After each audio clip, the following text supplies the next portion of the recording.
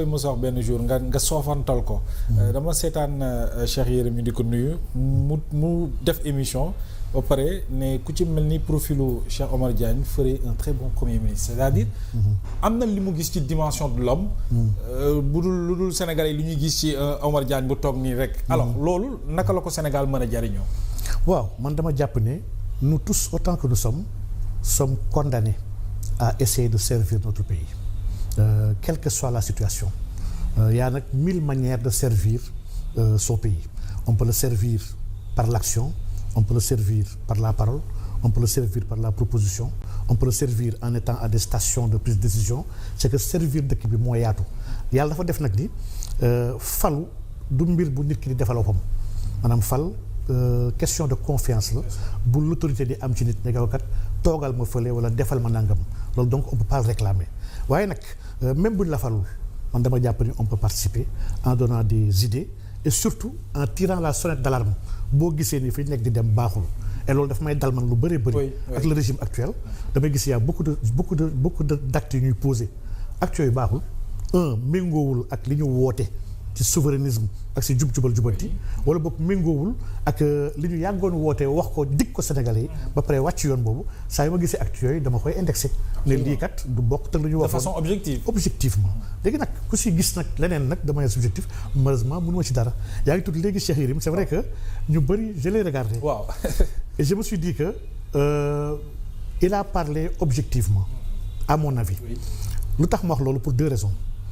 la première mooy maag Cheikh Yérim xamante wuñu musuñu jokkoo musuñu wax bu fekkoon dañuy wax sax dangay gis peut-être mën na am mu wax ko pour neexal ma mais musuñu wax maag moom secondo je suis très très dur ak Cheikh Yérim Cheikh Yérim amul attaque bu mu ko attaqué wul bu doon dafa doon réfléchir en tant que personne lambda dana kon kii sama noonu la j'admets que nit la bi nga xam ne dafa dépassé li gars yi di wax ci waxu subjectivité ndax nit ku la attaqué nga mën ko seedeel wala nit ku la attaqué nga mën a wax loo ko xamal objectivement jafe na Sénégal donc vraiment loolu moom dimension la bi nga xam ne ba may rafetlu ci moom donc donte nag gëm naa ni ñun ay jëm yu xeeb lañ rek nga xam ne vraiment fu ñu mënti nekk dedans ak door laa yemale dama ne ñun dañoo nous sommes condamnés ñoo ko opté à servir ce pays et à travailler. macha allah alors ñu xuus ci actualité nag tàmbali ko ak li jàmp muy wàllu mbay mi ak baykat yi nga xam ne ñu ngi tàbbi ci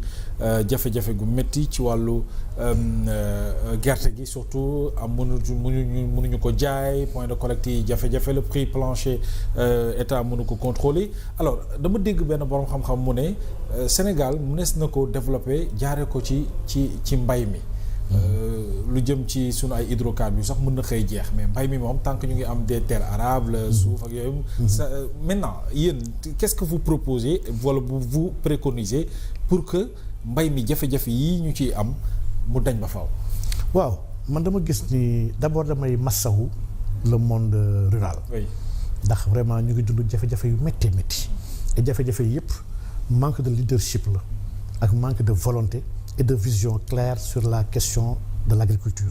Encore que régime bi dafa ñëw sax wax ne agriculture moom ministère de souveraineté la ko def donc kon jox na ko kon benn dayoo yoo xam ne mais malgré cela sëñ Mohamed Sénégal signé na depuis Maputo à 2003 après ak les accords de Malabo signé na ni moom chaque at dina respecter jël 10% de son budget def ko dans l'agriculture régime ba mu ñëwee rek defu ko donc régime bi woote déjà jubbanti jàpp ne am na yoo xam ne amoon na te du yoon dañ ko doon jubbanti régime bi kon jubbantiwul ci wàllu googu muy benn ñaar quand on parle de la question de l'agriculture le plus souvent dañ koy jël réduire ko sur l'arachide. quand même c'est vrai que l'arachide alors que yaatu na mais dafa yaatu trop l'arachide culture de rente la bi xam ne sax c'est le colon moo ko fi andi par rapport à ses besoins industriels mu imposer ko Sénégal comme nu mu imposer coton waa Niger imposer cacao waa Côte d'Ivoire organisation économique de l'espace colonial de l'AOF la tubaab bi moo décidé woon dëkk bu nekk li laa ko assigné parce que moom la sama industrie soxla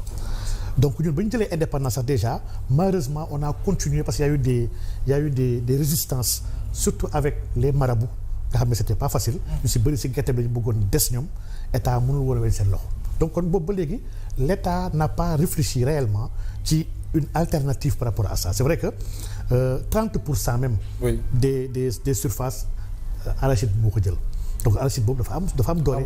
mais le problème de fond sëñ Mohamed campagne bii. man avant mi waxoon naan day échouer. ah oui nee naa ils vont échouer. man depuis le début laa ne Mabouba liggéeyul pour l'agriculture. et ci yan base nga ko tegoon. objectivement dama xool Mabouba dans sa démarche. déjà Mabouba financier la. waaw Mabouba xalaatam yépp il parle de multinationales ak d'étrangers yoo xam ne. Mabouba bëggul def benn rupture par rapport ak ñu lu ñuy wax rupture systémique. Mabouba ne fait aucune rupture systémique la rupture systémique aurait concerné par exemple le problème des semences sëñ Mohamed c'est triste sax un ministre buy génn télé di bàkku ne ren bi def nañu yàqanal nañu 2 milliards te jënd semence alors que ñu mën nañu reconstituer le capital semencier du Sénégal et loolu acte de souveraineté la parce que quand tu dépends des semences d'autrui sa agriculture yëpp dafa dépendre ci industrie bu mag bi nga xam ne la big industrie bu nekk Europe. Exactement bi nga xam ne mooy moom sax sa ay produits. donc xalaatuñu ci reconstitution wu semence boobu te loolu mën nañu ko def en moins de 2 ans en 2 ans maximum c'était possible defuñu ko. la question de l'agriculture 4 problèmes majeurs mooy problème yi nga xam ne boo ko laalul réglé woo problème bi. la question des terres maanaam la question foncière la aujourd'hui il y a que 7% des agriculteurs ñoo moom seen suuf ñoo ñëpp moomuñu ko ñaax ko moom boobu tax na ils sont blacklistés dans le secteur financier munoo leb sur benn suuf munoo def hypothèque parce que moomuloo ko donc les sûretés réelles ak les gages sur les biens ñoom ils en sont exclus muy question foncière. La question de la formation aujourd'hui sëñ Mohamed 70% des acteurs sont des analphabètes dans le monde agricole. agriculture xam-xam la.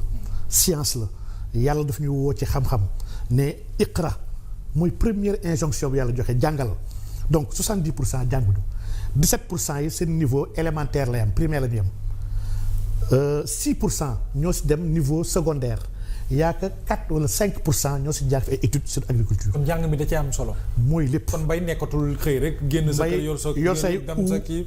loolu mbay wees na ko bu yàgg. business la léegi dafa y a des techniques aujourd'hui c'est secteur la bi nga xam ne dafa laal stratégie. quand même question de géopolitique la. question nutritionnelle la. question de souveraineté et de sécurité. question d'équilibre macroéconomique la. question de garantie des réalités sociales maanaam mbay li mu boole dafa bëri trop. pour nga bàyyi ko à des gens nga xam ne jànguñu xamuñu si dara dañ koy def ni ko maam yi doon defee. alors que mbay wees na loolu. au-delà de la question de la formation il y a la question de l'accès au financement aujourd'hui il y a que 0,42% des acteurs ñoo am accès au crédit bancaire lii Mohamed c'est catastrophique mënoo xalaat def des économies d'échelle wala am une croissance dans un secteur alors que tu n'as pas injecté assez de liquidité. nga bëgg a bàyyi lépp ci état bi nga xam ne ay semences ak ay intrants te loolu ñenn lay enrichir. waaye dimbaliwul baykat yi en réalité. Le 4e et dernier problème c'est la question de l'eau. ndox mi l'accès à l'eau. mais l'accès à l'eau est extraordinaire aujourd'hui Mohamed. premier ministre ci campagne bi passe sax tudd na waxi ndox. le grand transfert des eaux. nee na projet bi sax 800 milliards c'est bouclé mais Mohamed premier ministre waxuñu